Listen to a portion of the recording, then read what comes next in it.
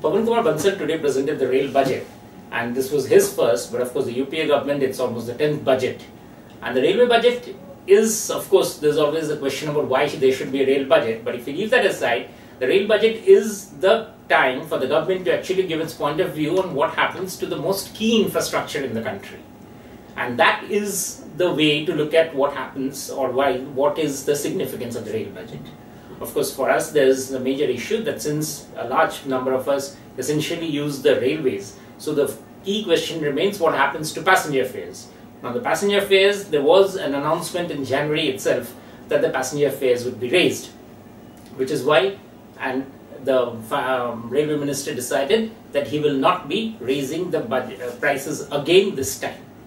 But this doesn't mean that he will not be raising the fares in the course of the year. In the budget, he did say that every year a 5 to 6% hike in the fares would be necessary for the next 10 years for railways to remain solvent.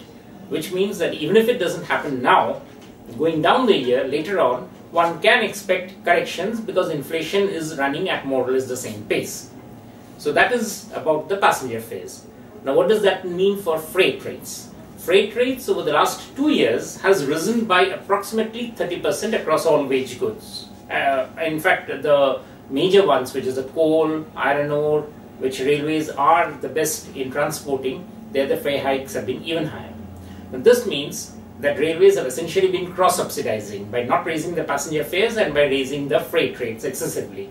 This has had a major impact because the railways' fair share of transport of these goods is going off to roads, which is very bad for everybody concerned because it's, first of all, that's costly, second, it's inefficient, and third, it is just not the way to run India's largest infrastructure sector.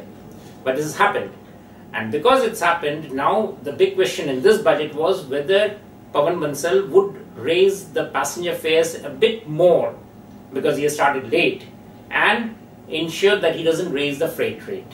But obviously this is something that was a political call, and having said that we will not raise the passenger fare now, they had to ensure that the freight rate, the passenger fares did not rise this time, but with a possibility that could be raised next time. But in the meanwhile, to balance his budget, he has raised the freight rates again, which means putting an additional pressure on the railway finance. He is banking on the fact that with the growth of the economy returning, possibly this will not be such a big risk as it might seem at present. But that's as far as the numbers are concerned. What happens to the direction of the railways? Well, the only direction the railways need to take right now is to allow the private sector to get into the railways. Like for instance, a railway station like Delhi, should it be privatized? Or a large proportion of it, should it be privatized? Now these are the questions that this budget does not address. These are issues, however, which need to be addressed because these are what is fundamentally holding up railways. At present, the railways does too many things and it's too difficult for it to be able to produce bottled water, food, to running of a railway engine and a railway line. These are a huge range of operations railways needs to cut down. The problem with today's budget is it avoids the errors of last few years. All those have been taken care of.